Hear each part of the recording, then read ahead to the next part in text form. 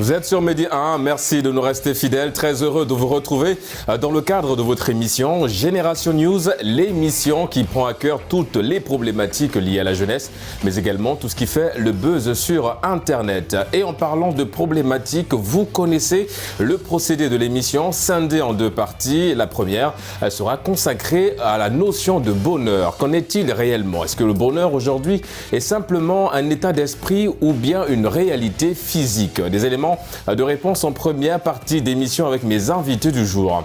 Et en deuxième partie d'émission, nous allons parler un petit peu, on va dire, le contraire de cet état d'esprit qui est le bonheur. On parlera de la trahison, comment se relever d'une trahison. Vous en saurez un peu plus en fin d'émission avec mes invités du jour. Ils sont là sur ce plateau de Génération News. Il s'agit de notre ami Renoldan. Vous êtes étudiant en droit, 5e participation à Génération News. Merci d'avoir répondu à nouveau à l'invitation. Merci.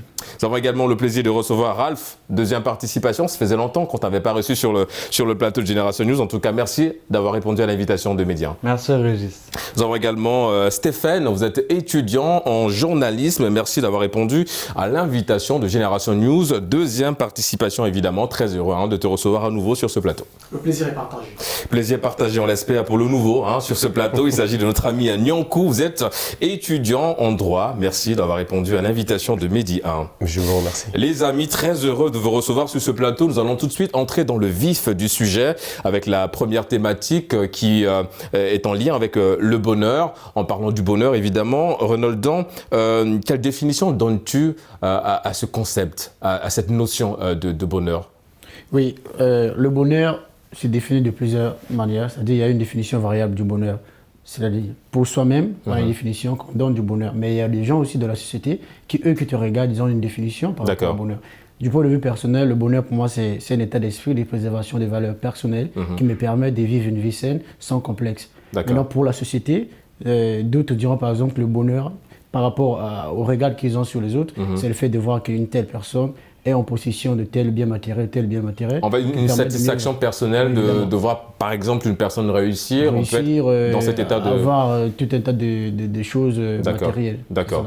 Ralph Renoldan disait tout à l'heure que le bonheur, chacun donne un petit peu sa définition du bonheur. On est curieux, partage la tienne. Elle tourne autour de quoi, cette définition du bonheur? Bon, la mienne, elle tourne juste autour de être en paix avec soi et... être heureux. C'est quoi être en paix avec soi? Ça se résume à quoi? Être en paix avec soi, c'est juste le fait d'être à l'aise. Quand vous vivez en société, vous vous sentez heureux, vous êtes à l'aise et face à cela, vous dites que vous êtes heureux par rapport à la vie que vous menez. D'accord. Et on vous fixe par exemple les objectifs à atteindre, vous vous dites que j'aimerais être licencié ou bien... Enfin, licencié dans le sens d'avoir une licence. Parce que après, ça peut aller dans le sens de... Voilà, pas de licenciement du travail, non. D'accord. Licencié d'obtenir le diplôme, en l'occurrence la licence. Sa licence ou bien un master, dès que vous l'obtenez, vous êtes heureux. À l'instant, vous êtes heureux, vous pouvez partager un pot avec les autres, donc... Ensuite, maintenant, vient par exemple la question de est-ce que le fait d'avoir une licence vous permet d'être heureux toute la vie? Ouais. Donc, justement, on va en parler, on va revenir effectivement sur ce point très essentiel. Nyankou, je me tourne vers toi justement pour aller dans le même sens que Ralph. C'est vrai que le bonheur, je pars du principe que tu considères ça aussi comme un état d'esprit.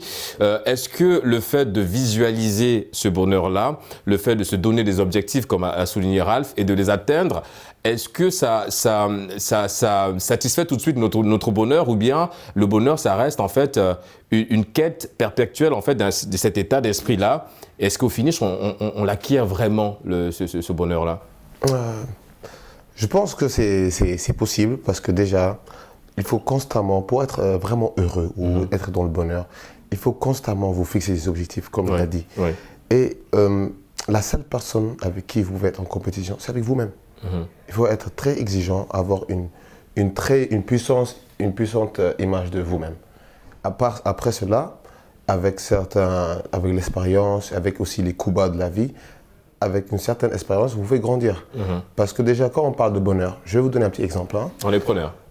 C'est comme si, par exemple, vous sortez, vous voyez un homme avec un costume, 3 pièces, élégant, il est en 4x4. Si tu as un petit esprit, tu vas dire que le gars, il a percé, il est réussi, il navigue dans le bonheur. Mais qui sait?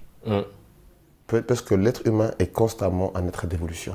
Et c'est un peu, loin de vouloir t'interrompre, mon cher, c'est un peu ce que Renaldon disait tout à l'heure, c'est qu'en fait, on a tendance aussi à associer l'état de bonheur au fait d'avoir en fait des biens matériels, mais ce n'est pas ça le bonheur, parce qu'en fait, si on part du principe que Stéphane, qu'aujourd'hui, par exemple, toi, t'as beaucoup de milliards, hein, c'est tout le mal que je te souhaite évidemment, et que derrière, tu roules en 4x4, costume, cravate et tout, le fait d'être un peu dans cette aisance financière ne te rend pas forcément heureux. Non, mais Ou c'est discutable, on peut relativiser. Peut-être que, comme Renaldon l'a dit, peut-être le fait d'avoir des milliards, ça fait de vous quelqu'un de très heureux, mais est-ce qu'on l'est réellement? On peut être heureux pour la circonstance, mais on n'est jamais satisfait. On n'est jamais satisfait. Moi, je pense que pour cette thématique, le bonheur, c'est qu'on collabore avant d'être mis en évidence éventuellement. Il faut d'abord penser, parce que toutes les personnes qui sont heureuses aujourd'hui, ils ont pensé et actuellement, ils vivent on va dire, ce bonheur-là. Ouais. Moi, je pense qu'il faut d'abord penser avant que cela puisse être matérialisé. Moi, je suis d'accord avec toi. Oui. C'est vrai que penser, c'est la première chose. C'est-à-dire qu'on doit, comme il a dit, vous l'avez souligné également sur ce plateau, c'est d'abord cette capacité à être bien dans sa peau, d'être en harmonie avec soi-même.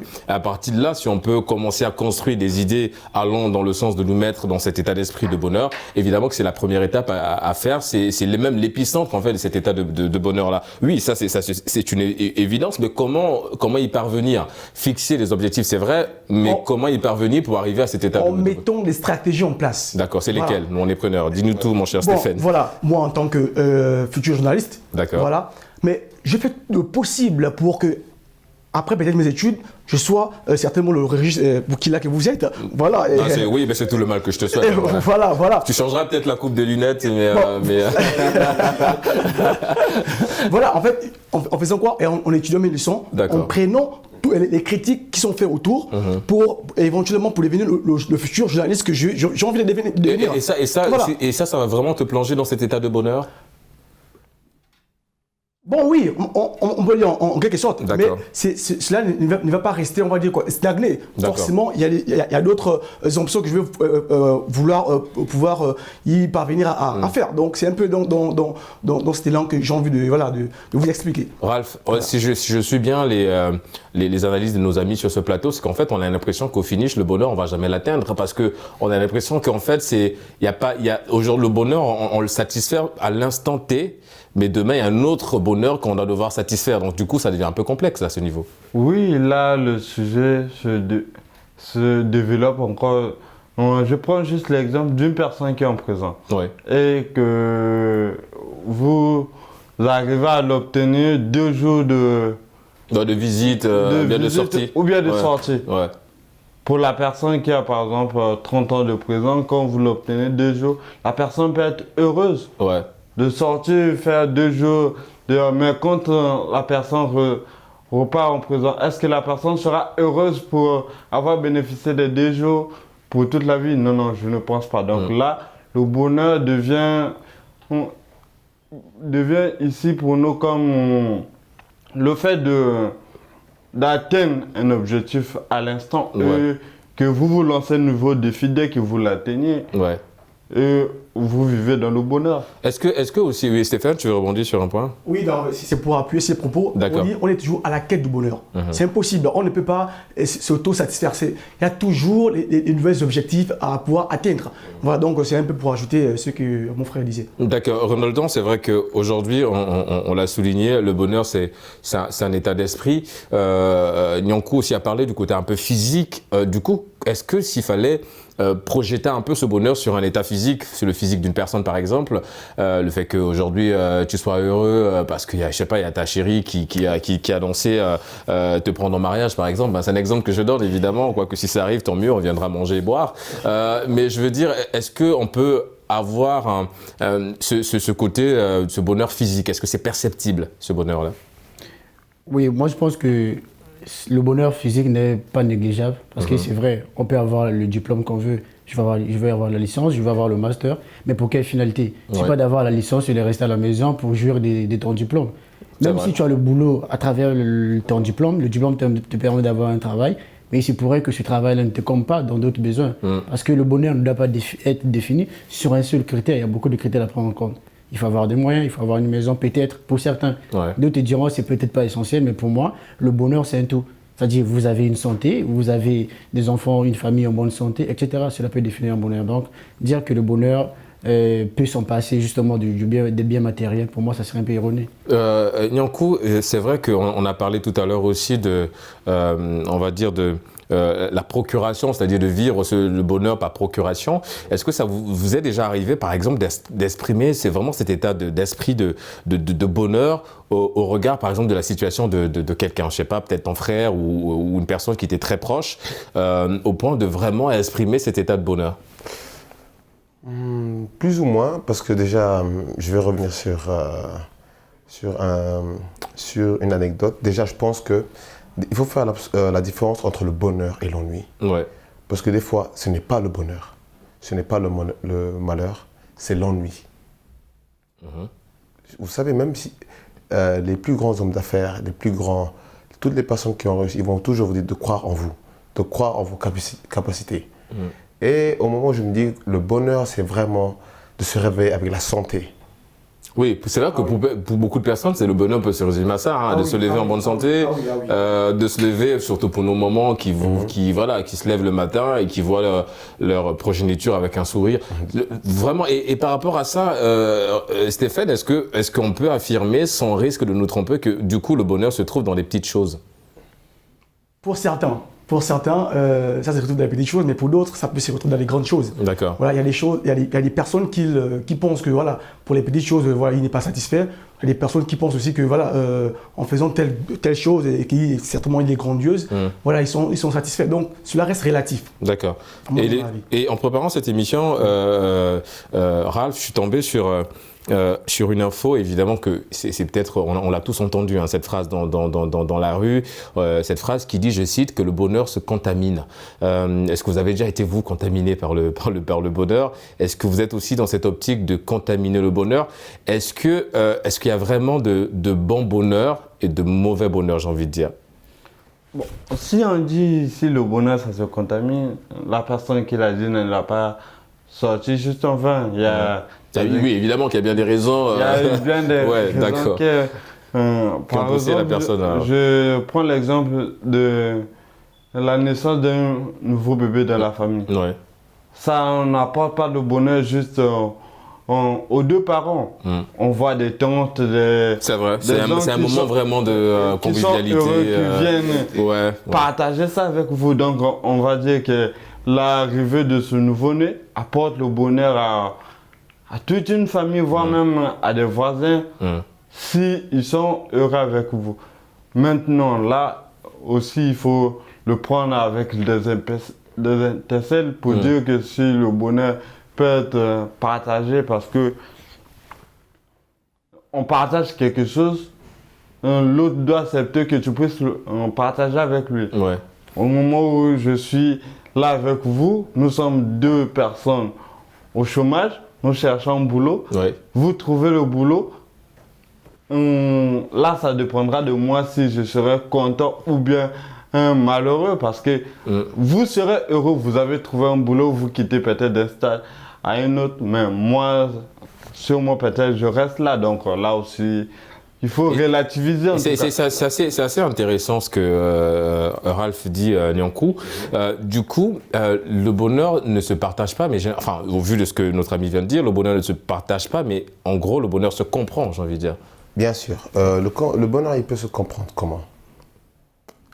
Déjà, si vous prenez déjà le bonheur, le manque, désir, absence, le bonheur. J'attendais le bonheur. Le bonheur m'a posé un lapin.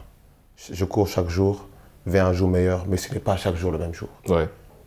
Il y a ça aussi. Monsieur Régis, vous avez parlé d'un point qui m'a vraiment tiqué. Vous avez parlé de est-ce qu'il y a le bon bonheur et le mauvais bonheur. Oui. Bon, pour ma part, je pense que, évidemment, quelqu'un qui, excusez-moi du terme, hein, qui tue, voilà, ou qui braque ses pas, c'est vrai, il est satisfait, mais je pense que c'est un mauvais bonheur.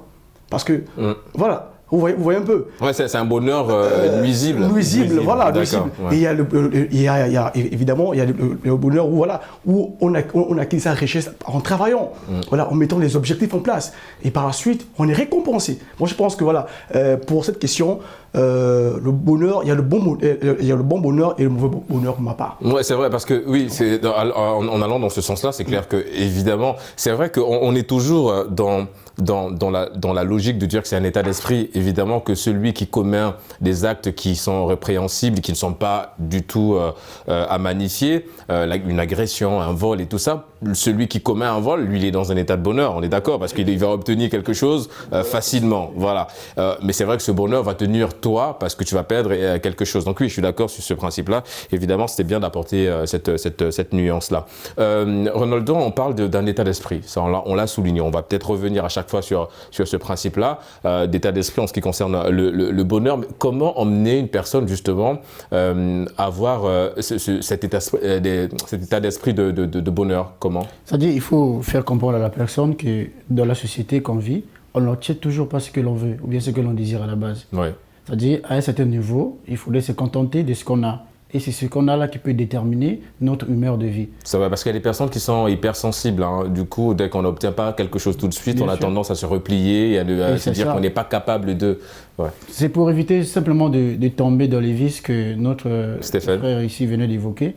Dès l'instant où vous définissez le bonheur comme étant ce moyen-là qui va vous permettre d'acquérir tout ce que vous voulez, c'est-à-dire le bien matériel, à partir de ce moment que vous ne l'obtenez pas par le biais de vos propres efforts, vous serez donc tenté de perpétrer de tels... Des actes, oui, d'aller voler, d'aller... effectivement. Ouais. Donc à partir de ce moment-là, il serait difficile pour moi de dire que le bonheur dépend effectivement de ce qu'on peut avoir dans la société, au-delà de notre manière de se contenter. Stéphane, avant de venir à toi, évidemment, je vais te laisser rebondir. Je reste avec toi, Ronaldo, parce que ce que tu dis aussi, c'est assez pertinent. Parce qu'on est d'accord, hein, je pense que sur ce plateau, qu'il y a ce bonheur physique donc, qui est perceptible, qui est visible. Le fait de voir quelqu'un avec un sourire, de voir quelqu'un de très joyeux, on sait tout de suite que ce bonheur-là, il est là. Mais du coup, comment associer les deux? Parce que ce que tu as dit aussi, c'était pertinent quand tu disais, tu peux obtenir ton diplôme en Master 2 de droit, parce que beaucoup, si vous faites du droit, tu as ton diplôme, c'est bon, tu peux aller jusqu'au doctorat, tu l'as. Et si à la maison, tu n'as pas au finish, au sorti de là, tu n'as pas d'emploi, c'est clair que ce bonheur, en fait, c'est cet état d'esprit de bonheur qui est lié à l'obtention de ton diplôme ne va pas suivre avec le bonheur physique. Donc, comment allier les deux? Moi, je pense que pour moi, le bonheur, il est graduel. D'accord. C'est-à-dire à la base, moi, en tant qu'étudiant, j'ai déjà mon projet d'études et un projet professionnel. Il me faut une licence et un master qui va me permettre peut-être d'avoir accès ou bien de satisfaire un concours de la magistrature. Ouais. Une fois que je suis magistrat, j'aurai peut-être 800 000 francs de salaire. Mais à travers les 800 000 francs que je vais obtenir, ça va me permettre justement d'inscrire mes enfants dans les écoles de qualité, de soigner ma mère quand elle est malade, de soigner mon oncle.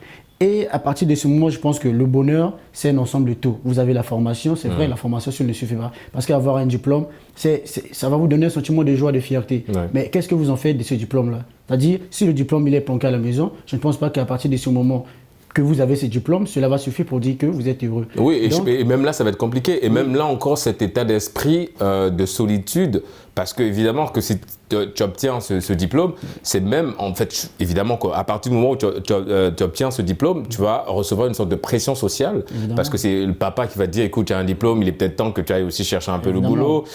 Et ce qui fait que tu vas un peu perdre cet état. Donc quand vous obtenez ce diplôme, dès l'instant T, c'est la joie, c'est le bonheur. Oui. Donc ils disent même, je suis en train de vivre une période assez très importante dans ma vie, je suis heureux, je n'ai jamais été heureux comme ça de toute ma vie.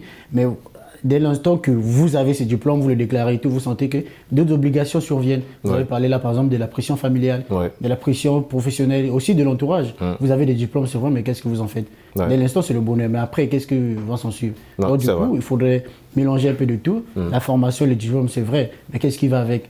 C'est vrai, en plus. Oui, Stéphane. Pour résumer ce que le bon frère disait, les jeunes, battez-vous pour atteindre vos objectifs. Il n'y a que le travail qui pourra vous amener vers le bonheur. C'est clair. Donc, à tous les Africains du monde entier, battez-vous pour atteindre vos objectifs et vos rêves.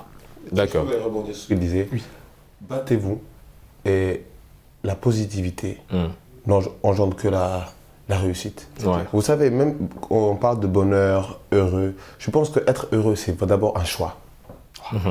Je veux être heureux. Comment je fais pour être heureux? Il y a les dispositions aussi qui sont prérequis. D'accord. Avoir beaucoup de sérénité. Quand toutes les choses vont bien, aller avec du calme. Oui.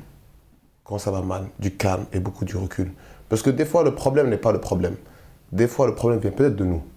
Oui. Maintenant, avec une certaine... c'est pour ça qu'il est très important de filtrer son esprit, filtrer ses pensées, filtrer son cerveau, se reprogrammer. Parce que c'est l'essentiel. C'est pour ça qu'il faut lire, apprendre, encore lire, comprendre. Parce que le savoir est une âme. Et à mon humble avis, je suis convaincu que cette nouvelle génération-là, ils vont aller très loin. Oui. Parce que je pense déjà que si, par exemple, on va dire Napoléon Bonaparte, j'aime trop cette phrase, hein, mais je ne suis pas... Philosophe. Je ne suis pas philosophe. Parce que j'aime... On l'est tous quelque part. Hein. Non, on a une partie de nous. Ouais, tu vois. Mais bon, on va te laisser comme si t'es Napoléon. Napoléon Bonaparte disait quand on peut, quand on veut, on peut. Et quand on peut, on doit. Ouais. Donc, on doit se fixer des objectifs. C'est pareil pour moi aussi. Il faut se fixer des objectifs, être positif. Ça prendra tout le temps qu'il faudra, mais l'essentiel, c'est d'y arriver. Être en compétition avec soi-même. Moi, j'ai envie de vous poser une question, les amis. Est-ce que vous êtes heureux en ce moment, Ralph? Oui. D'accord. Je suis heureux parce que je suis en train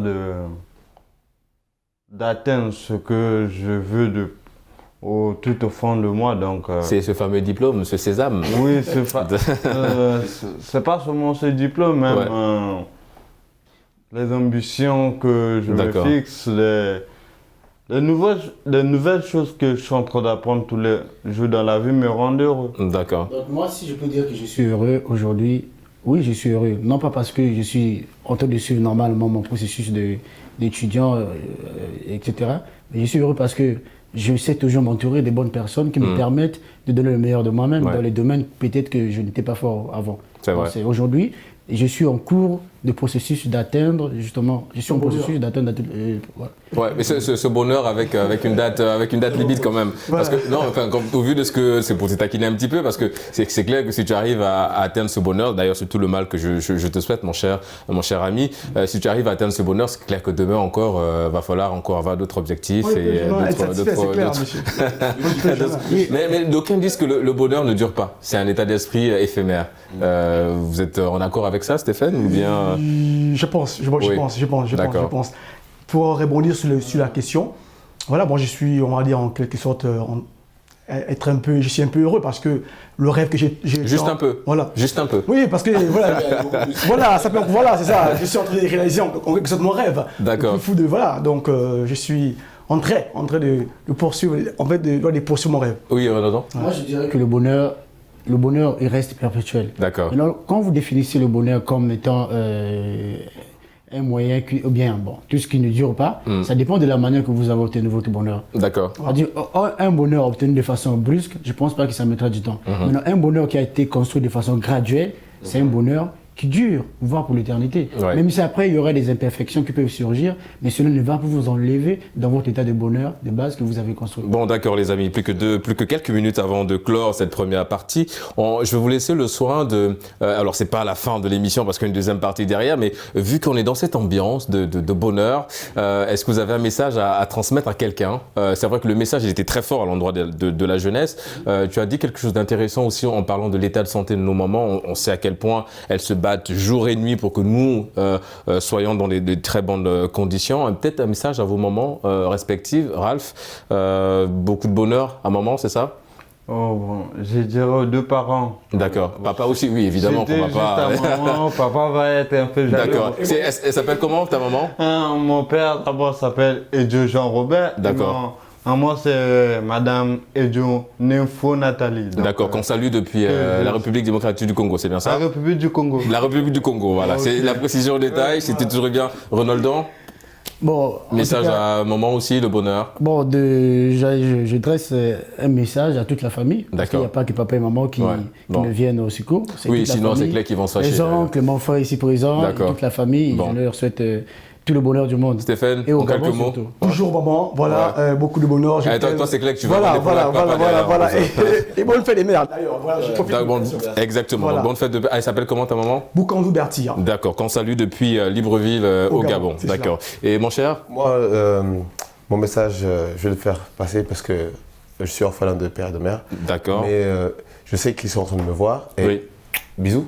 D'accord. Et merci à toutes les personnes qui ont cru en moi et qui me donnent cette force d'essayer de me surpasser. Et cette force te pousse justement à être dans cet état d'esprit de bonheur, de se dire que, écoutez, le bonheur aussi, comme tu l'as souligné, c'est d'abord accepter de l'être. Et à partir du moment qu'on accepte d'être heureux, d'être dans cet état, dans cette béatitude, cette félicité parfaite, évidemment que la notion de bonheur devient un immense et agréable plaisir. Les amis, il est l'heure pour nous de marquer une courte pause. Vous l'aurez compris, on se retrouve dans une poignée de minutes pour la deuxième et dernière partie d'émission. À tout de suite sur Média TV Afrique.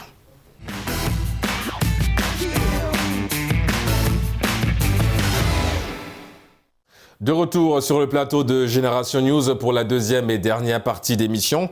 Nous allons tout de suite parler de la deuxième thématique en lien avec la trahison. Comment se relever d'une trahison? Évidemment, les amis, on va décortiquer ensemble cette problématique. Mais avant, évidemment, d'apporter des réponses à la problématique, on va un petit peu entrer dans la définition des thèmes. Ça va nous aider justement à apporter beaucoup de réponses face à cette problématique. Nyonkou, la trahison, c'est vrai que ça fait mal. Hein, quand on se sent trahi par une personne, on est dans un état où on se dit ce n'est pas possible. Et au-delà de ça, qu'est-ce que ça représente pour vous? Comment vous arrivez à percevoir cette trahison-là? C'est quoi? Une définition assez simple? En fait, déjà, la trahison, ce qui fait mal dans la trahison, ce n'est pas le coup de couteau qui est dans le dos. D'accord. C'est quand tu te retournes et tu vois la personne qui tenait le couteau. C'est toujours quelqu'un de proche. Donc, je pense que une trahison rime avec le sang. Si on te trahit, tu reviens plus grandi. Ce sont des leçons de vie selon toi? C'est inévitable dans la vie. D'accord. Ouais. Ralph, une définition, la trahison, qu'est-ce que tu en penses? Qu'est-ce que ça représente pour toi? La trahison aujourd'hui, pour moi, je pourrais juste... Ça représente le fait d'être dessus de comportement de quelqu'un, enfin l'acte posé par la personne à l'égard de vous. Parce que quand vous dites que vous vous êtes trahi, ça veut dire que vous avez porté votre confiance envers une personne. On lui avoue un truc ou bien on lui confie quelque chose et en retour, la personne n'a pas fait ce que vous attendez de lui. Ouais. Et c'est ce sentiment-là que beaucoup plus les gens appellent des trahisons. Mais je ne pourrais pas... Dans la vie, beaucoup de gens disent qu'ils sont trahis. Ouais. Moi, de mon côté, je dirais, c'est pas vraiment de la trahison, c'est beaucoup plus de être dessus de la personne qui a eu à faire. Parce que... du coup, pour toi, c'est quoi la trahison? Si tu ne vois pas ça comme étant de la trahison, mais de la déception, quoique les deux riment, hein, après c'est selon, chacun a évidemment sa manière de voir, sa conception de la trahison. Mais du coup, c'est quoi la tienne? Comment tu perçois une trahison, par exemple? En fait, pour moi, pour dire qu'il y a eu trahison, c'est quand quelque chose est grandiose. Oui, c'est-à-dire? C'est-à-dire, par exemple, je prends juste l'exemple d'un voyage. D'accord. J'aimerais voyager, par exemple, aller en France. Et nous savons que nous qui sommes en Afrique, il faut passer par des agences. Et je viens auprès de vous, vous qui êtes mon ami, je vous confie cette information pour vous dire, j'aimerais aller en France et je fais telle procédure. Ouais. Et je vous dis que l'information reste entre nous. D'accord. mais vous jouez au secret d'Africain. Et demain, tout le monde est au courant que Ralph voyage, il va en France. Tout ça, d'accord. Et si tu avais des dettes, évidemment, c'est compliqué. Parce qu'il faut les on est parti, évidemment. Oui, mais je suis d'accord avec toi, mais ça rejoint toujours un peu cette déception. Quelque chose de grandiose, ça dépend de soi. Qu'est-ce que tu appelles par quelque chose de grandiose? Par rapport à l'information que tu viens de donner, moi, personnellement, je ne considère pas que ça comme étant une information grave qui peut me permettre justement de qualifier un tel comportement de trahison. Bon, après, c'est sa conception, évidemment. Après, c'est sa conception. J'avais pas fini, en fait. D'accord. Quand je disais quelque chose de grandiose, par exemple, l'exemple que j'ai pris tout à l'heure, pour moi, quand la personne le dit, il n'y a pas de trahison. La personne m'a simplement déçu du fait que la personne n'a pas gardé l'information. Oui, mais est-ce que quelque part aussi le fait, parce que moi je pars du principe que ça va de pair, c'est-à-dire que si la personne n'a pas gardé ce secret, elle a quelque part trahi votre confiance et vous avez été déçu de ça en fait. Donc tout ça. La personne a violé le serment de confidence que vous lui avez. Donc pour moi, je dirais donc que la trahison c'est un sentiment de désolation. Déception même. Déception très amère à avaler. Au bout d'un moment, quand nous sommes ensemble, quand nous sommes ensemble, nous vivons dans une société, nous nous choisissons comme étant des proches. C'est-à-dire, il arrive quelquefois que je me livre entièrement à vous, c'est-à-dire dans mes secrets les plus intimes.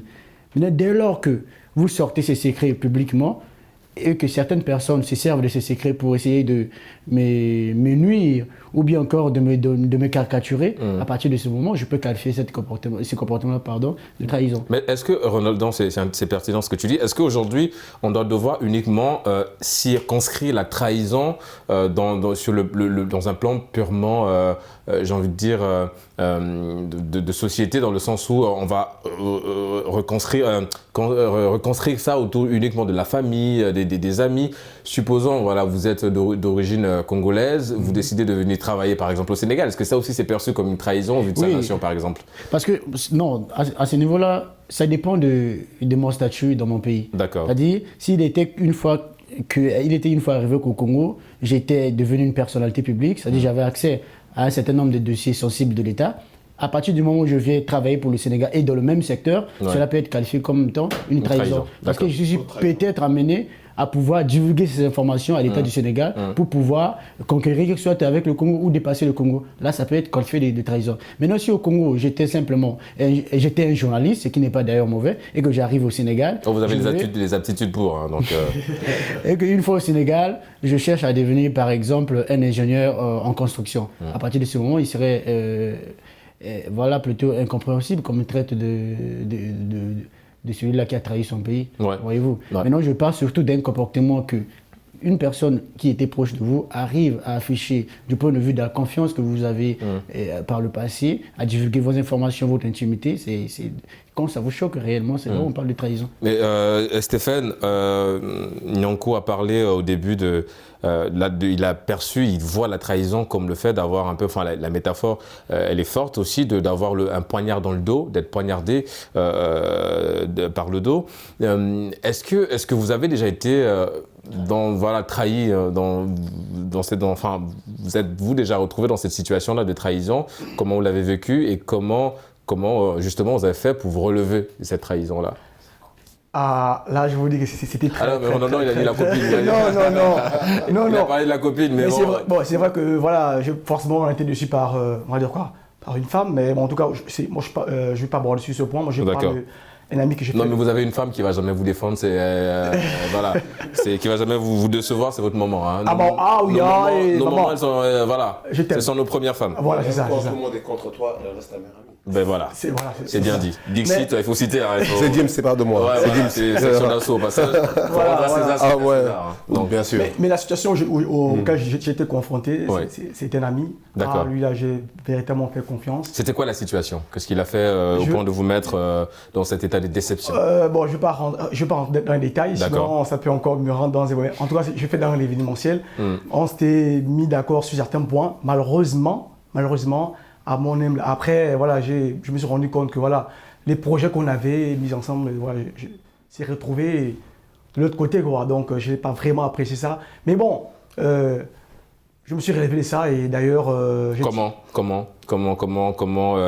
tu as fait pour te relever de cette trahison? Eh ben, j'ai éventuellement essayé d'oublier ça, d'essayer de penser à d'autres projets pour pouvoir mettre en place. Je me suis dit, mais en réalité, il a volé un projet, mais il n'a pas volé tous mes projets. D'accord. Voilà, c'est cela. Je me suis dit ça dans la tête et voilà. Et si je comprends bien l'histoire de la trahison, c'est qu'en fait, tu as rédigé un projet. Un projet. Et tu allais soumettre le projet à ton ami pour qu'il jette un coup de clinique là-dessus. Voilà. Et tu dors, tu te réveilles, le projet a été réalisé, mais sans toi.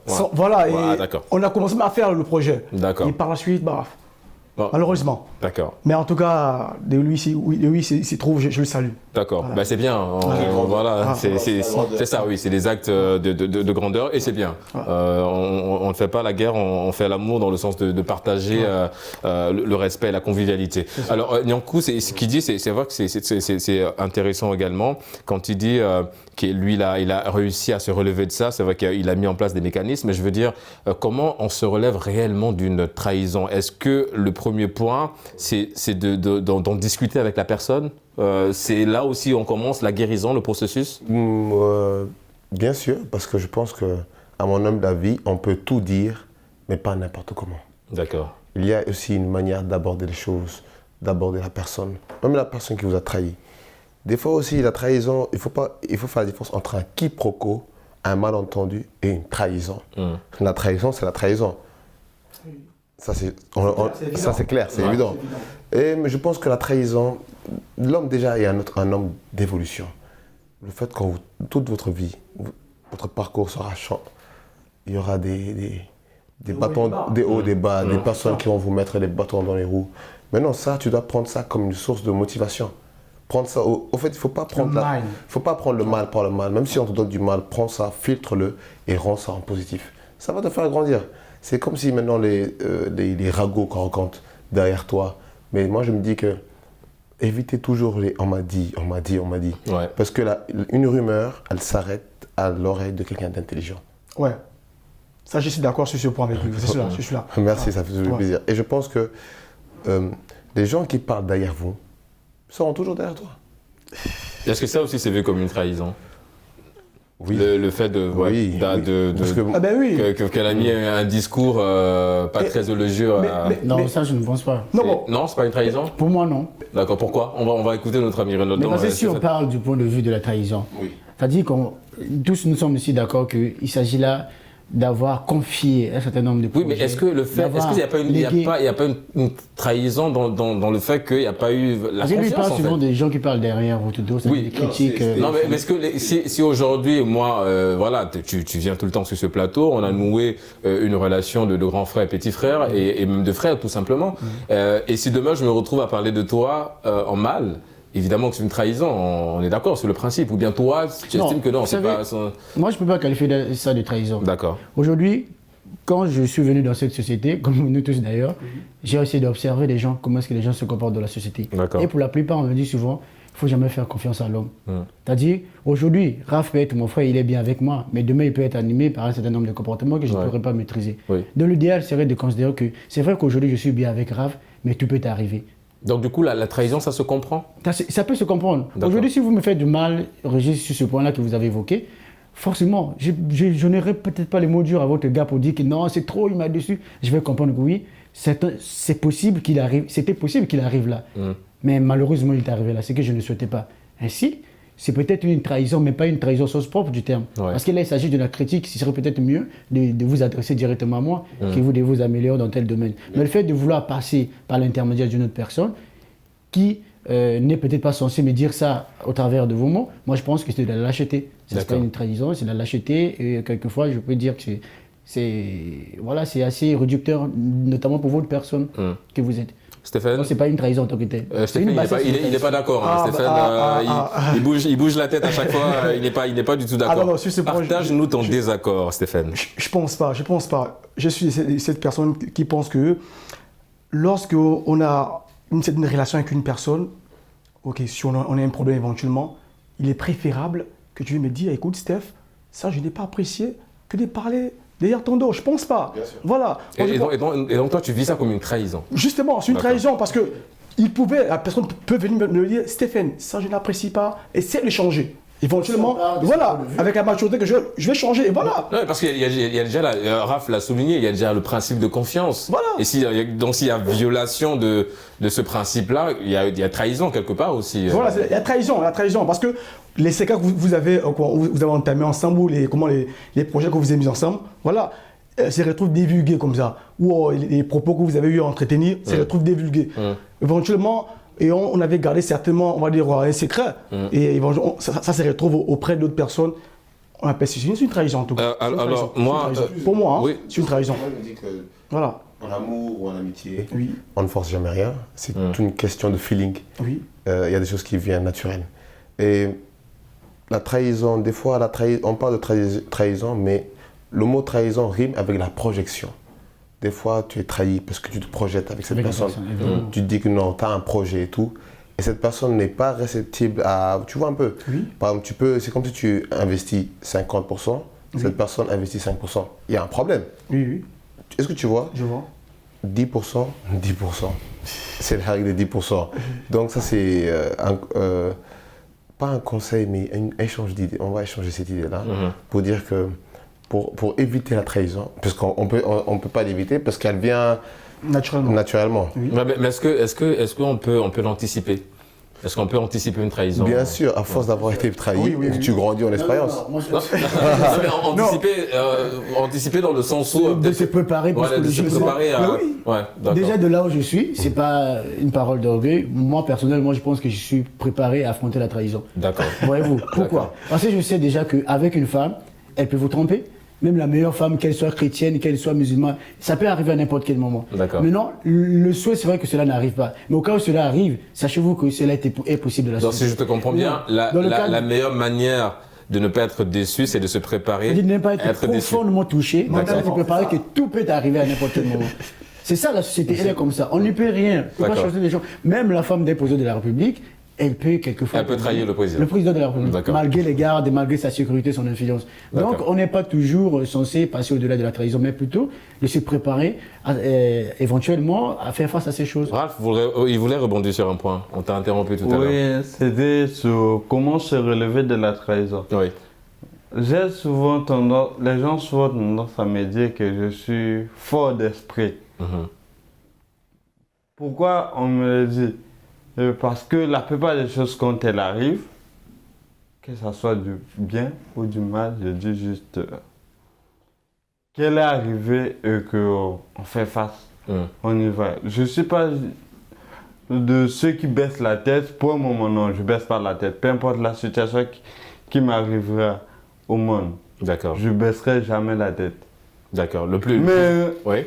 Pourquoi je dis, je parle de moi? Bien sûr que le moi, il s'habille, mais je parle de moi juste parce que je vois certaines personnes, quand elles font face aux difficultés, elles baissent la tête. Elles se disent, oui, ça me prendra du temps de me relever. Non, en fait, ça ne prendra pas du temps. Si moi, j'arrive à le faire en quelques minutes, toi aussi, tu peux le faire. C'est juste, tu dois accepter, comme a dit mon frère Renédan, tout peut arriver. Quand déjà dans ta tête, tu es formaté à que dans la vie, tout peut arriver. Je peux lire aujourd'hui tout un livre et je veux aux examens, j'échoue. Ouais. C'est pas parce que je suis idiot. Non, ou bien c'est pas parce que je n'ai pas lu. Ou c'est parfois parce que ce que le prof a donné, je ne l'ai peut-être pas bien assimilé comme il voulait.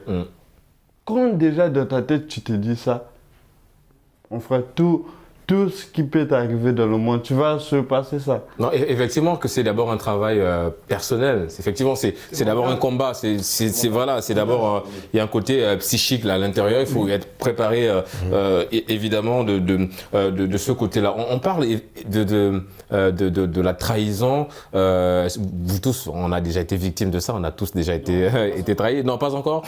Non, bon. Il est montagne d'acier. il a sûrement. Non. Bah, c'est toujours bien d'avoir. L'exception à la règle. Mais tu as vu, hein. Déjà, mon gars était trahi. Même toi. Non. Jamais. Moi, pas Bon, écoutez, les gars. Certainement, ça arrivera certainement. Non, mais non, mais après, on ne vous souhaite pas. Mais il ne faut pas prendre ça mal, en fait. Il ne faut pas prendre ça mal. Une trahison. Non, voilà. Tu filtres. Mais non, après, ce qui est bien, c'est que Nyankou disait en fait tout à l'heure que des trahisons, ce sont des leçons de vie. Voilà, c'est ça. Quelque part, on a toujours besoin d'apprendre. Effectivement. On ne trahit, d'accord. on va pas trahir deux fois. On va pas se laver deux fois dans le même fleuve. On va pas trahir deux fois. La personne ne peut pas te trahir. C'est comme Youssoufa Bon, ça disait dépend de quel fleuve. Hein. Si on prend plaisir à aller se baigner tout le temps dans le même fleuve. Tu ne pourras pas te baigner deux fois. Deux fois dans c'est comme- À la mer morte. Madame, Il y a d'accord. trop de sel. D'accord. C'est comme Youssoufa disait qu'on peut mieux voir certaines choses qu'avec les yeux qui ont déjà pleuré. Ouais. Pour rejoindre un peu son avis, je pense que D'accord. oui, à travers de ce moyen. Ah oui, nous on a beaucoup pleuré alors. On a beaucoup pleuré alors nous. Monsieur on a Régis. ouais. Moi, je suis de cette personne qui pense autant des fois que tu tombes, tu peux toujours te relever. Le plus important, c'est de se Voilà. relever, d'avancer. Voilà, et avancer, c'est cela, en fait. Ouais. Voilà. N'est pas rester stagné sur un fait ou, je sais pas, sur une situation. Toujours, parce que l'espoir fait vivre. On D'accord. avance. Mais Ok. parfois aussi, il ne faut pas tomber. Il y a Ah, c'est le son des glissants. Non, parfois, il y a des coups. Si on prend la vie comme un combat de boxe, il y a des coups qu'on donne à un boxeur, il ne tombe pas. Ouais. Donc il y a des coups quand elle arrive, mon frère, avance. Tu n'as pas besoin de tomber, chercher à te relever. Non, avance avec Mais il y a des coups aussi qui te font tomber. Mais non, mais tu sais. Voilà, ça dépend en fait.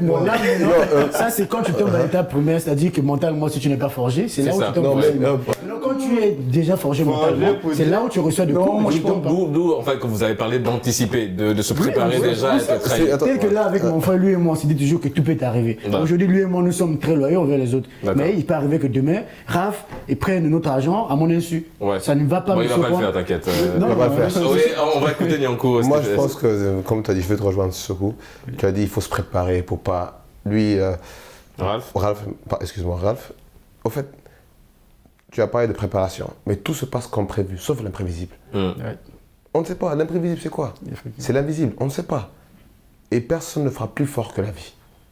Mais la vie, quand elle te frappe, tu te dépoussières, tu te lèves et tu marches. Oui. C'est cela. Ouais. C'est cela. Bon. Ouais, c'est bien, c'est À mon humble avis. Non, mais ton avis, il est très humble. On le partage. Ouais, on partage. Hein. On partage. Ouais, d'accord.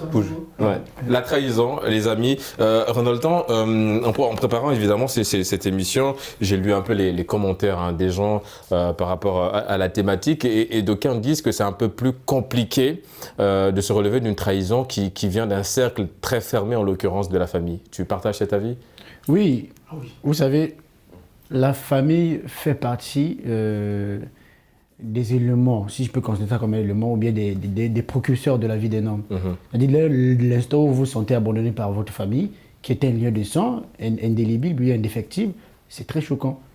Parce que quand vous avez été confronté à une situation autre que de la famille, c'est généralement de la famille que vous vous réfugiez. Ouais. Mais si le combat commence de l'intérieur, où est-ce que vous allez partir? C'est vrai. C'est là où ça fait mal. Parce que la famille, c'est un refuge. C'est un refuge. Et si ce refuge-là est un Effectivement, peu en feu, c'est évidemment que... ouais. C'est là où c'est très compliqué. Ouais. Il vaut peut-être mieux être trahi par un ami. Après, tu peux dire que c'est un ami, je l'ai rencontré de la société. Je peux m'en faire beaucoup d'autres amis. Ouais, parce que Mais les la amis se famille- remplacent, mais la Oui. famille, non. La famille, elle est statique. D'accord. C'est ça. La famille, c'est le sang, c'est la culture. Donc, lorsque tu es trahi par ta famille, c'est très difficile. Mais comme disait mon frère, il faut pouvoir toujours se relever dans toutes circonstances. Ouais. Et se relever, c'est aussi parler. Voilà, justement Ouais. communiquer, voilà, et discuter avec sa famille pour prendre. Est-ce que vous avez... bon, la question c'est, est-ce que vous avez déjà été victime? Peut-être pas d'une trahison dans la famille, mais est-ce que vous l'avez déjà vu? C'est-à-dire de voir comment votre famille se divise un petit peu. C'est vrai que c'est très intime hein, la question, mais je veux dire, est-ce que vous l'avez déjà un petit peu vu, une trahison dans une famille, et comment vous l'avez-vous vécu personnellement? Oui.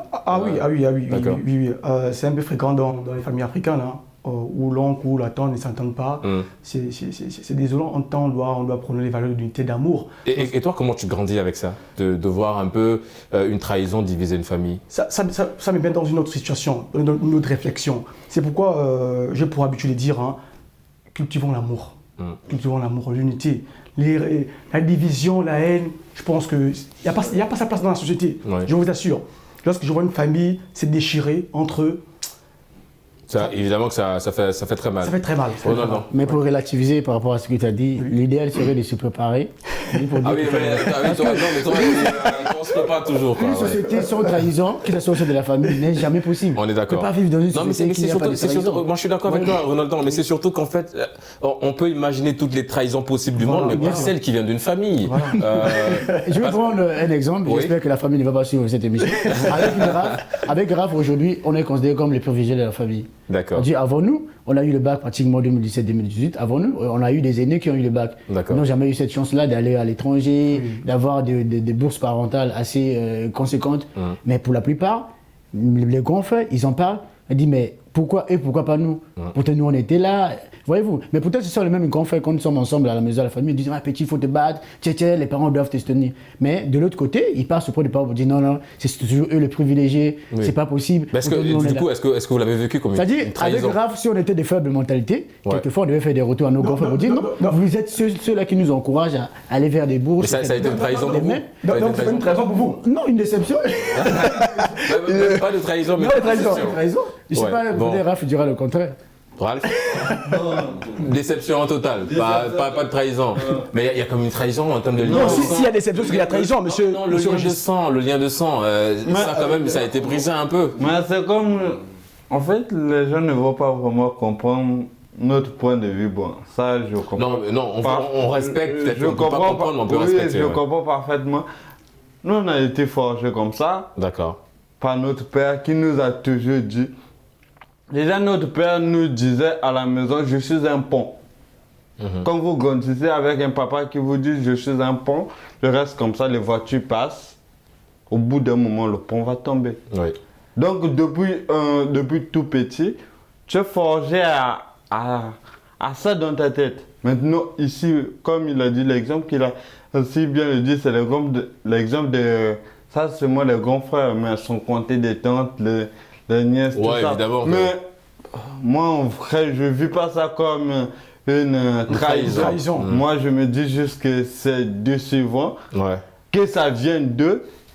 Bon, après, les grands frères, par exemple, sortent. Non, mais après, rien ne vous dit que les grands frères se contentent uniquement du cercle familial. Peut-être qu'ils sont allés plus loin. Bien sûr.